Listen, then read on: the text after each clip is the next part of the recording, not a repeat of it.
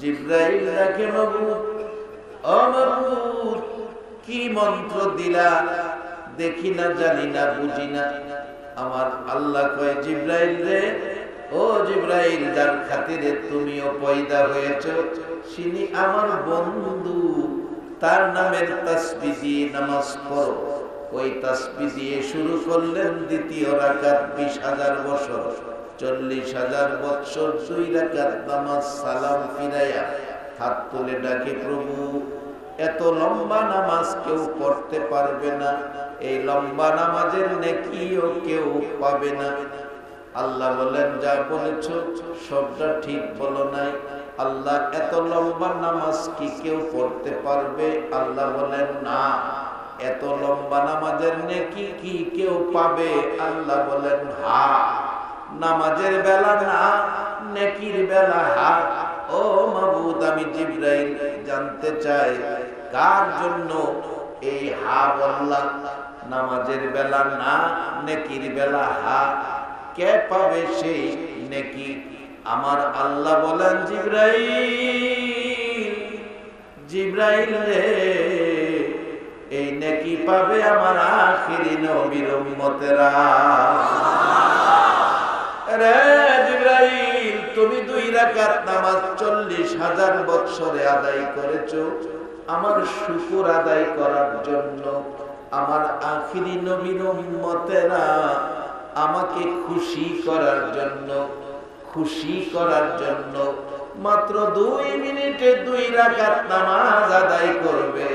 আমি আল্লাহ তোমার 40,000 বছরের চাইতে 2 মিনিটে আমার খুশির নামাজের বিনিময় তোমার চেয়ে বেশি নেকি তাদেরকে দান করে দিব। বলবেন, হুজুর, এত কম সময়ে এত নেকি দেওয়ার কারণ হলো আমরা আখিরি নবীর উম্মত, আমরা দামি সম্মানী, আমাদের তো হায়াত কম। অন্যান্য নবী রাসূলের উম্মতের হায়াত ছিল 1,500, 2,000, 3,000 বছর। আমাদের হায়াত 40, 50, 60, 70, 80, 90 পার হওয়া টাফ ব্যাপার। কারণ এক জাতের রূপ বাইরেছে 40-45 মধ্যে বেশি হয়, কাইতেয়া পড়লে আর উঠে না। চা খাইতেছে, কাইতেয়া বইরা গেছে, চা গরম রয়েছে, খাওয়ান না ঠান্ডা হয়ে গেছে। এটা কি রোগ না কয়? স্ট্রোক। বাজার এই তুফান কিন্তু আছে। আখিরি নবীর উম্মতের হায়াত কম কিন্তু সম্মান বেশি। হাসরের দিন অন্যান্য নবী রাসূলের উম্মতের হায়াত বেশি কিন্তু নেকি থাকবে কম, বিদায় সম্মান থাকবে কম। এই নবীর উম্মতের হায়াত কম, নেকি থাকবে বেশি, সম্মান থাকবে বেশি। কেন? আল্লাহ নিজেই সম্মান দিয়েছেন। এখন নেকি যদি কম থাকে তাহলে তো সম্মান থাকবে না। আল্লাহ সম্মান দিলেন, সম্মান রাখার জন্য সিস্টেম করেছে, কম সময়ে নেকি দিয়া দিলেন বেশি। শুধু আল্লাহর পক্ষ থেকে নয়, আজকে যারা বসে আছেন গভীর রাত পর্যন্ত আপনাদের কথা 1400 বছর আগে নবী স্মরণ করেছে, আপনাদের কথা ভুলে নাই। 1400 বছর আগে এই খামার পাড়ার মেহমানদের কথা নবী স্মরণ করে একটা বাজেট দিয়ে গেলেন আপনাদের। আজকে যারা মেহমান, বাজেটটা কি? হাদিসে আসছে, মাজলিসু ফিকহিন খায়রুম মিন ইবাদাতি 60 সানা। আজকের এই কোরআন আলোচনা, গবেষণা, কোরআনের আলোচনা, সুন্নাহর আলোচনার পক্ষে যারা বসে আছেন, এক কোরআনের মাজলিসের বিনিময়ে 60 বছর ইবাদতের চেয়েও বেশি নেকি আল্লাহ আপনাদেরকে দান করে দিয়েছেন।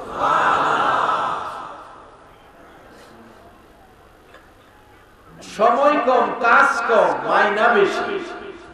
এরা হলো আখিরি নবীর উম্মত। একবার বলুন আল্লাহ। বাবারা, ভাইয়েরা, সেই নবীর উম্মত কিভাবে থাকা যায় এই রাস্তায় আমাদের খোঁজা দরকার আছে কিনা? মা নাই বাবা নাই গো, এই তিন নবী 63 বছর জিন্দেগি কষ্ট করেছে পৃথিবীতে এই পরিবেশটা কায়েম করার জন্য। পৃথিবীতে এইভাবে মানুষ কোরআন সুন্নাহর পক্ষে বসবে, আসবে, এই জন্য 63 বছর জিন্দেগি খায়া না খায়া সাদা জামা লাল করে। আমার নবী মা নাই বাবা নাই, মানুষের ঘরের দুয়ারে দুয়ারে ঘুরে ঘুরে মানুষকে এই পরিবেশে নিয়ে আসছে। আজকে কারাগো এই গভীর রাত পর্যন্ত বসে আছেন। আজকে আপনাদের ভাগ্য কতই না ভালো, মক্কায় জন্ম হইয়া আবু জাহেল সকাল সন্ধ্যা নবী পায়া, নবী দেখা, নবীর কণ্ঠে কথা শুইনা পারল না আপনাদের মতো ইমানদার হতো। আজকে আপনারা কে, কোন মায়ের সন্তান 1400 বছর পর 6500 কিলোমিটার দূর একটা দিন আমরা নবী দেখলাম না, তারপরও আবু জাহেলের মতো বেঈমান হলাম না। 1400 বছর পর 6500 কিলোমিটার দূর আমরা আখিরি নবীর উম্মত, আমরা মুসলমান। আরে দরুদ সালাম জানাই, দরুদ সালাম জানাই নবীজির দরবারে। নবী গো আমরা গুনাহগারে, বলুন দরুদ সালাম জানাই, দরুদ সালাম জানাই নবীজির দরবারে। নবী গো আমরা গুনাহগারে, আমরা গুনাহগারে জানাই, আমরা গুনাহগারে, আমরা গুনাহগারে জানাই, আমরা গুনাহগারে।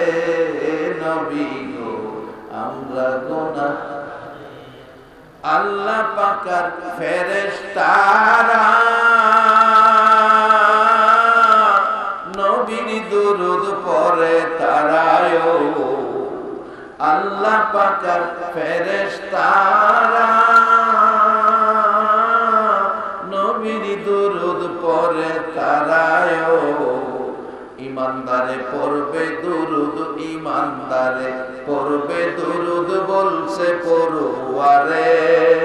নবী গো আমরা গুনাহগারে, দুরূদ সালাম জানাই, দুরূদ সালাম জানাই নবীজির দরবারে।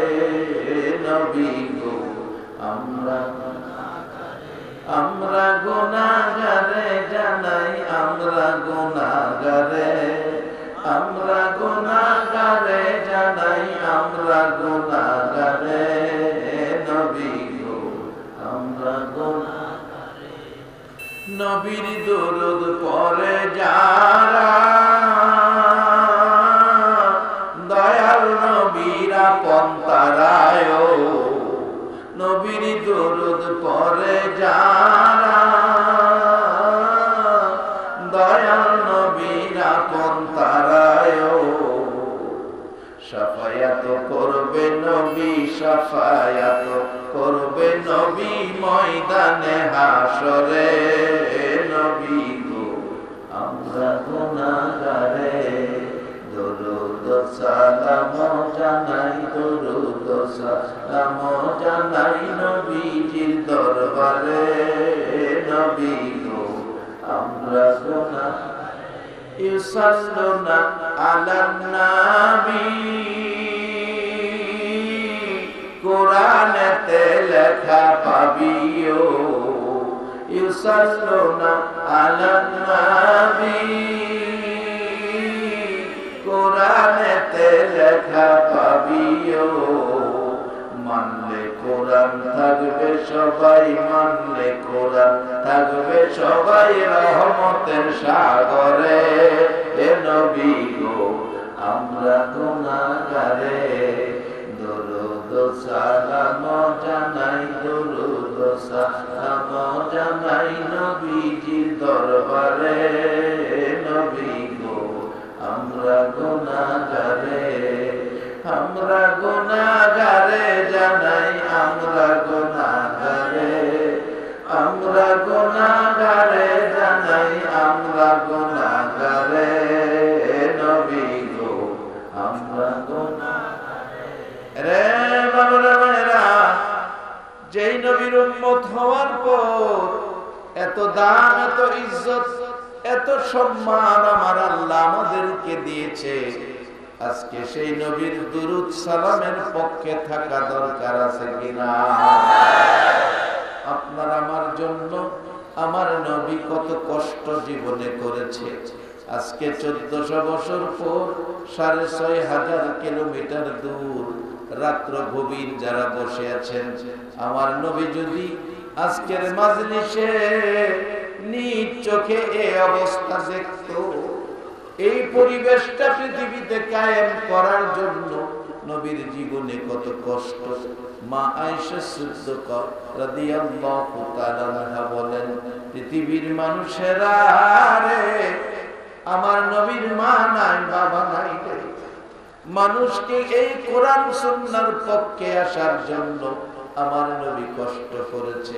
মা খাদিজাতুল কুবরা রাদিয়াল্লাহু তাআলা আনহা বলেন, পৃথিবীর মানুষেরা রে, মানুষকে আল্লাহকে চিনানোর জন্য, জাহান্নাম থেকে বাঁচানোর জন্য, ইসলামে ঢোকার জন্য, মুসলিম জীবন গড়ার জন্য আমার নবী সারাটা দিন মানুষের ঘরের দুয়ারে দুয়ারে ঘুরেছে আর ডাকছে, ইয়া আইয়ুহান নাস কুলু লা ইলাহা ইল্লাল্লাহ তুফলিহু।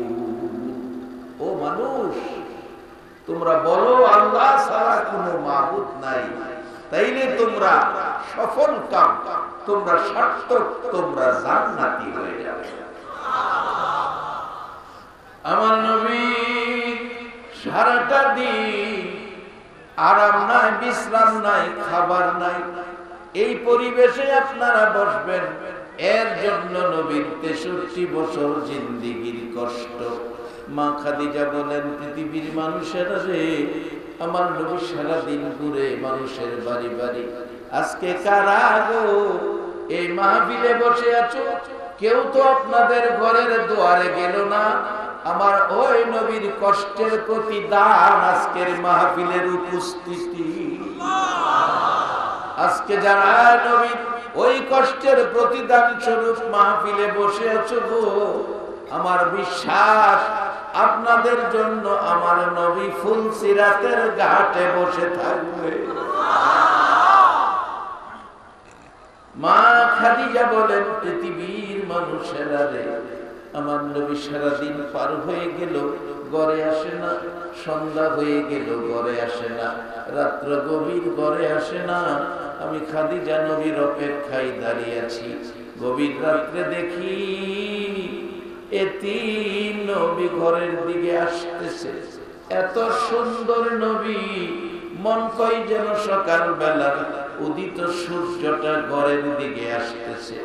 কাছাকাছি আসার পর তাকাইয়া দেখি, কাছাকাছি আসার পর তাকাইয়া দেখি আমার নবী সাদা জামা ব্যবহার করতেন, সাদা জামা পছন্দ করতেন, যেই জামাগুলো ধুয়ে মুছে পবিত্র করে পরিষ্কার করে রাখতাম। রে পৃথিবীর মানুষেরা, আমি দেখি নবীজির জামা মুবারকে লাল লাল দাগ দেখা যায়। কাছাকাছি আসার পর দেখি আমার নবীর গাল বেয়ে বেয়ে চোখের পানি পড়তেছে। মা খাদিজা ডাকে, চোখের পানি গাল মুবারক বেশি গেছে, দাগ সাদা জামার মধ্যে লেগে আছে। নবী গো জানতে চায়, জামাগুলো দাগ ছিল না, ধুয়ে মুছে পরিষ্কার করে দিয়েছিলাম। ও আল্লাহর হাবিব বলুন, দাগগুলো কিসের, চোখে পানি কেন? আমার নবী কান্দে, খাদিজা আমার মায়ের দেশ, বাবার দেশের বন্ধুদেরকে জান্নাতি বানানোর জন্য, জাহান্নাম থেকে বাঁচানোর জন্য বাড়ি বাড়ি যাই রে খাদিজা, ঘরের দুয়ারে দুয়ারে যায়। কেন জানি তারা আমার পাগল পাগল কই রে, কেন জানি আমার এতিম এতিম কয়। আমি তাদের বলেছি, আমার এতিম কইস না, আমি বড় ব্যথা পাই রে বন্ধুরা। কারণ জীবনে একটা দিন আমি বাবা দেখলাম না, জীবনে একটা দিন বাবা বলে ডাকলাম না। 6 বছর বয়সে মা হারাইলাম, মা ডাইকা স্বাদ মিটাইতে পারলাম না। শুধু তাই নয়, তাদের বলেছি, তারা আমার কোনো কথাই মানতে রাজি না। রে খাদিজা, তারা আমার আঘাত করে রে, আমারে মারে। কত কত জায়গা ক্ষত বিক্ষত হয়েছে, এই রক্ত মুবারক জামার মধ্যে লেগে আছে। আমি তাদের বলেছি, আমারে মারিস না, তোরা কি আমারে চিনলি না? আমার চেহারায় জীবনে কোনদিন একটা মশা মাছি বসে না, জীবনে কোনদিন একটা পোকা মাকড় কামড় দেয় না, তোরা আমারে মারিস না। খাদিজা রে, কোনো কথাই তারা শুনলো না, আমার আঘাত করেছে, ক্ষত বিক্ষত হয়েছে, এই রক্ত মুবারক আমার সাদা জামার মধ্যে লেগে আছে। খাদিজা রে, যত ব্যথা যত কষ্ট দুঃখ দেয় না কেন, আমি মানুষকে জান্নাতের পথ সম্মানী বানাইয়া দিব। সেই নবীর কষ্টের বিনিময় আজকে আমরা কুনতুম খায়রা উম্মাতিন উখরিজাত লিন-নাস, সকল নবীর উম্মতের চাইতে আপনার উম্মত, আখিরি নবীর উম্মত আপনাদের দাম বেশি। সকল মানুষের চাইতে আপনারা হলেন সম্মানী সবচেয়ে বেশি। একবার বলুন আল্লাহু আকবার। যেই নবীর উম্মত হইলে দাম বেশি হয়, এই নবীর উম্মত হইতে বলুন রাজি আছেন কিনা? আল্লাহ আপনাদেরকে কোরআনের মধ্যে পরামর্শ দিয়েছে, ইয়া আইয়ুহাল্লাযীনা আমানু উদখুলু ফিস-সিলমি কাফা।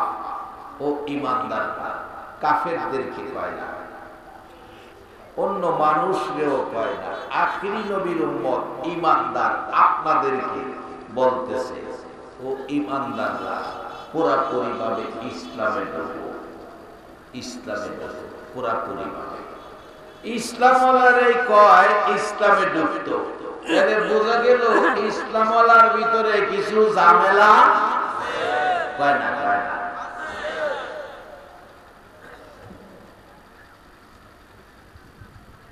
বলে হুজুর কেমন ঝামেলা? আপনাদের এলাকায় নাও থাকতে পারে, আমাদের এলাকায় এক বেচারা ধান ক্ষেত, এরি ক্ষেতের পানি লইছে 5 লিটার তেল দিয়া, এক কানি জমি পানি খেতে নিয়া নামাজ পড়তে আইছে মাগরিব। আরেক বেচারা মাগরিব নামাজ পইরা যায়া লাঠি দিয়া একটা গুতা দিছে নিচে দিয়া, আয়েশা এশারের নামাজে খাড়াইছে। সারা রাত্রে ওই বেচারার 5 লিটার তেলের পানি নেইবা এর খেতে। এই যে একটা সত্য কথা কইবেন, কাজটা কি কেমন করলো? ভালো করলো না খারাপ করলো? এই অভ্যাস আছে দেখা আল্লাহ 1400 বছর আগে নোটিশ দিছে, উদখুলু ফিস-সিলমি কাফা, বেজাল ছাইরা হুরাহুরি ভাবে ইসলামে। শুধু তাই না, 11 বার হজ করছে, হাজি সাহেব না কইলে মন্ডা বাজার। বাড়ির দিয়া রিপোর্ট নিলে ভাবা যায় ছোট ভাই বোনেদের সম্পত্তি নিজের নামে লেখা লেখা। এবার একটা সত্য কথা কইবেন, এই কাজটা কি ভালো না খারাপ? ভাই বোনেদের হক যদি মাইরা খায়, সে কি পুরাপুরি ইসলামে আছে না বেজালে ঢুকছে?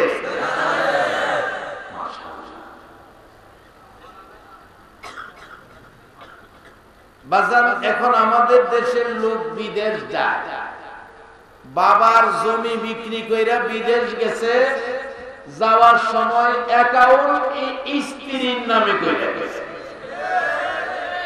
জমি বিক্রি করে পোলা পাড়াইলো বাবা বিদেশ, অ্যাকাউন্ট করে স্ত্রীর নামে। কাজটা কি ভালো করলো না খারাপ করলো? ইসলামে এটা নাই। আমি কম সময়ে মূল কথাগুলো নিয়ে আসি। যে রোগে মুসলমান বিশ্ব জুড়ে মার খাইতেছে, নবী বলছে আমি নবীর রহমতের হাত তোমাদের উপর। যেদিন নবী চলে যাবে সাহাবীদের উদ্দেশ্যে বলছিলেন আমি চলে যাব, কে তোমাদের উপর রহমতের হাত দিবে? আমি নবী তোমাদের জন্য দুটো জিনিস রেখে গেলাম, তারা তোমাদের উপর রহমতের ছায়া দিবে। সেই দুটো জিনিস কি? রাসূল বলছে তারাকতু ফীকুম আমরাইন লান তাদিল্লু মা তামাসসাকতুম বিহিমা কিতাবাল্লাহ ওয়া সুন্নাত রাসূলি। একবার বলুন আল্লাহু আকবার। যারা এই দুটো জিনিস নবী রেখে গেল এর ছায়ার নিচে থাকবে, আল্লাহর কসম দুনিয়া ও আখিরাতে তার কোনো বিপদ হবে না।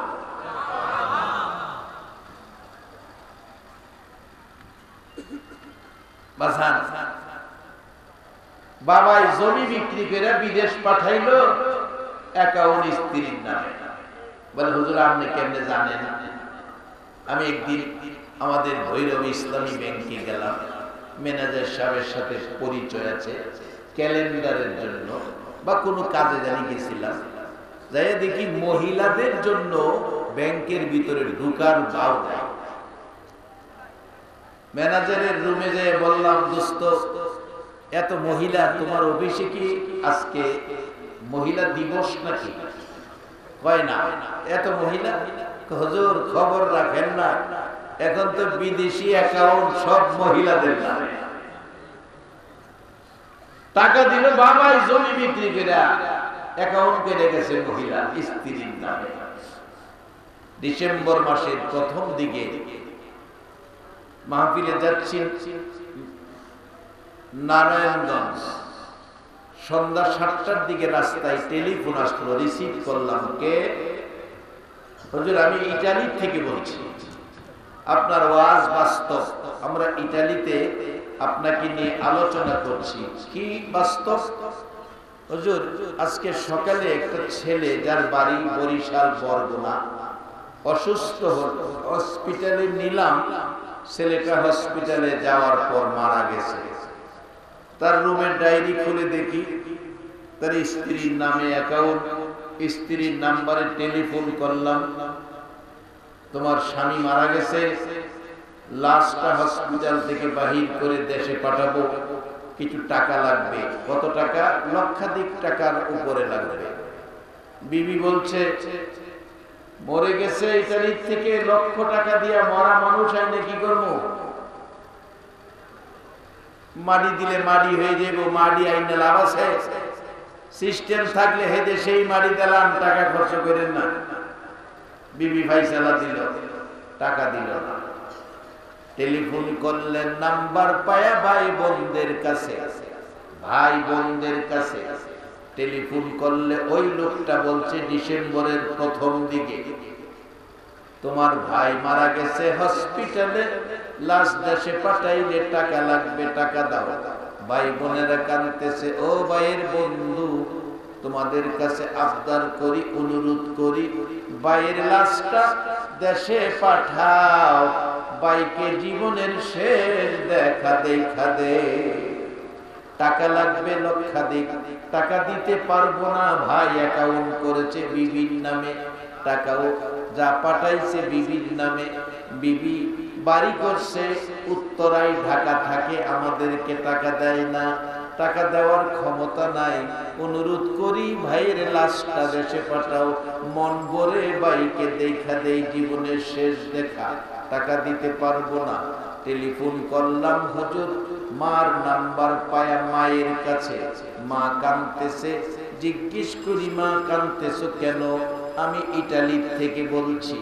মা বলছে বাবা আমারও একটা ছেলে ইতালি থাকে। রে বাবা কাঁদতেছি কেন জানি, আজকে সকাল থেকে রে আমি মার কলিজায় আগুন জ্বলতেছে। বলুন ইতালি হোক, লন্ডন, আমেরিকা হোক, সন্তানের যদি কোনো বিপদ আপদ হয় কম্পিউটারে বসে না, কেউ খবর দিতে চায় না, তারপরেও সেই খবর আইসা যায়। বলুন এই দরদিটা কে? মা কাঁদতেছে। ওই যুবকটা বলে, হুজুর আমি খবর বলি নাই মা কাঁদতেছে। জিজ্ঞেস করি কাঁদতেছো কেন? মা জবাব দিল, বাবা আমারও একটা ছেলে ইতালি থাকে, কেন জানি আজকে সকাল থেকে আমি মার কলিজায় আগুন জ্বলতেছে, কেউ খবর দিল না।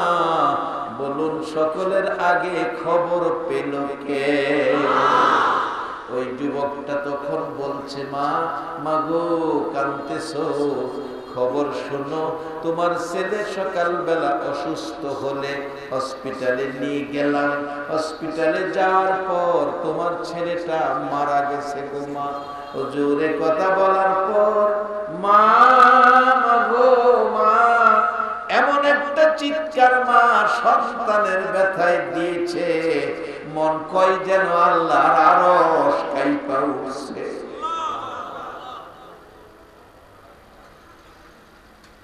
আধা ঘন্টা কান্নার পর বলতেছে, বাবা আমার ছেলের লাশটা তোমরা দেশে পাঠাইয়া দাও। ও বাবা অনুরোধ করি আমার ছেলের লাশটা দেশে পাঠাও। হুজুর বললাম টাকার প্রয়োজন, লক্ষাধিক টাকা লাগবে, টাকা পাঠাইয়া দেন। মা বলছে টাকা পাঠাবো কোত্থেকে? একটা টাকাও ছেলে আমাকে দেয় নাই। বাবা অনুরোধ করি আমার টাকা দেয় নাই, মনে কোনো দুঃখ নাই, আমার ছেলের লাশটা পাঠাইয়া দাও। আমি মা মৃত ছেলে কোলে লইয়া আমার বাবার দুই গালে চুমাইব, আমার বাবাকে জীবনের শেষ দেখা দেখব।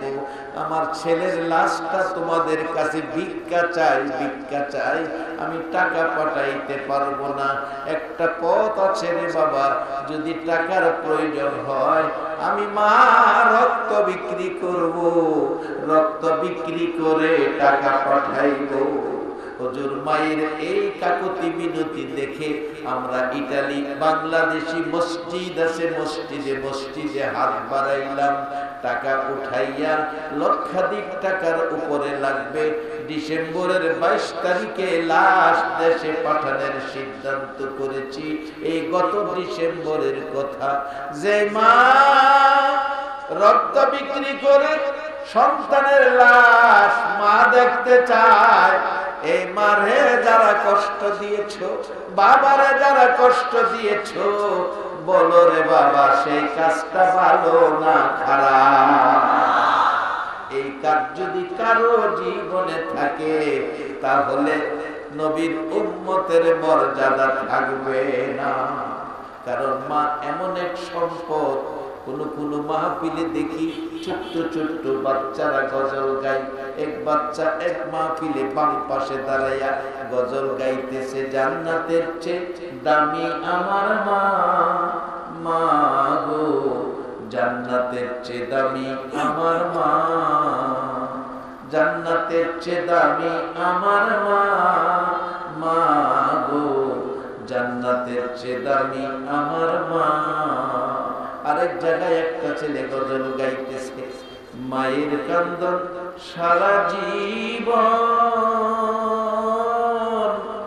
2-4 মাস বোনের কান্দন রে, ঘরের পরিবারের কান্দন কয়েকদিন পর থাকে না, দুঃখের দরদি আমার জনম দুঃখী মা, দুঃখের দরদি আমার জনম দুঃখী মা। আখিরি নবীর উম্মতেরা, ও সম্মানী নবীর সম্মানী উম্মতেরা, আমার নবী বলেছে উম্মতেরা রে তোমার মার পায়ের নিচে তোমার জান্নাত।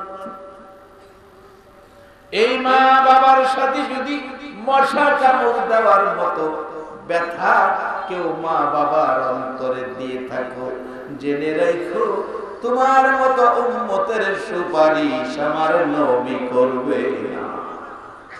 আদর্শ শিক্ষা দিলেন নবী, বাস্তবে আসে।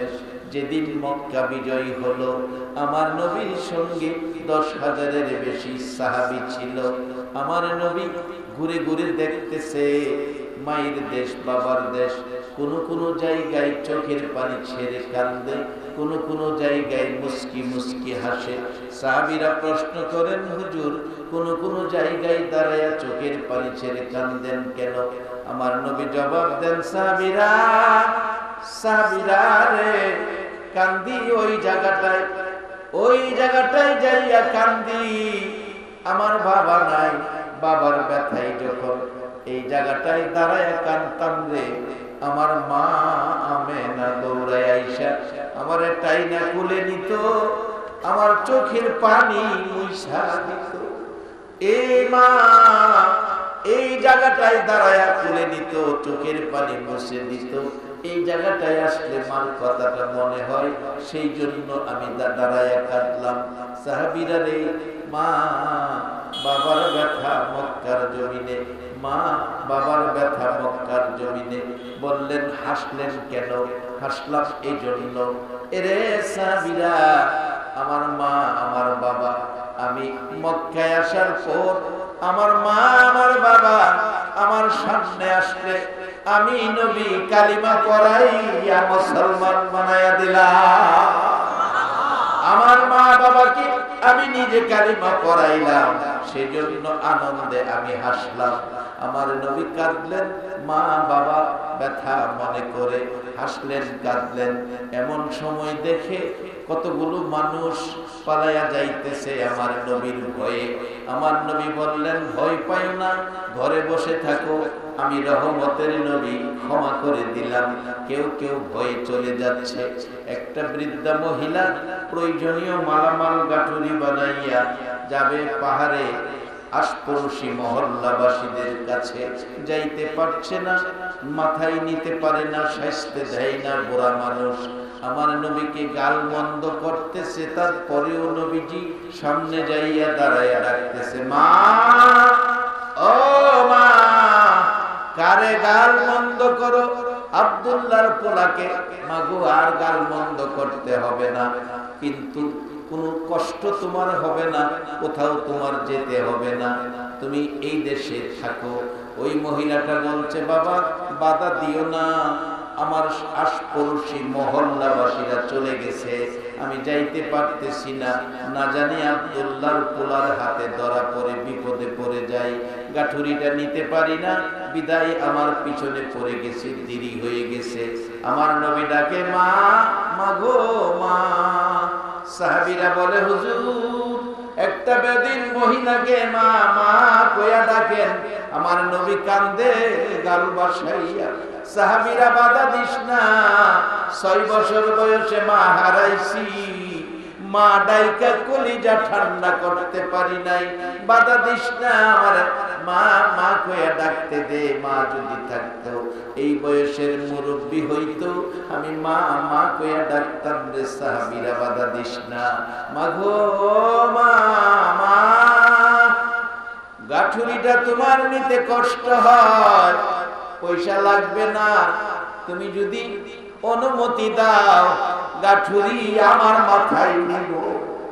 ইচ্ছে করলে নবী সাহাবীদেরকে বলতে পারতেন, সাহাবীরা এই মহিলার গাঠুরি মাথায় নিয়ে দিয়ে আসো। কেমন আদর্শের নবী, ভালোবাসার নবী, রহমতের নবী, বরকতের নবী। বলুন, এই নবী পায় আপনারা খুশি না বেজার? এই নবীর উম্মত যারা হয়েছেন অবশ্যই জান্নাতে যাবেন। আসহাবে কাহফের যুবকদের পক্ষে কুকুর গেলে যদি জান্নাতি হয়, 100% আখিরি নবীর উম্মত কোরআন সুন্নাহর পক্ষের মেহমান জান্নাতি হবে।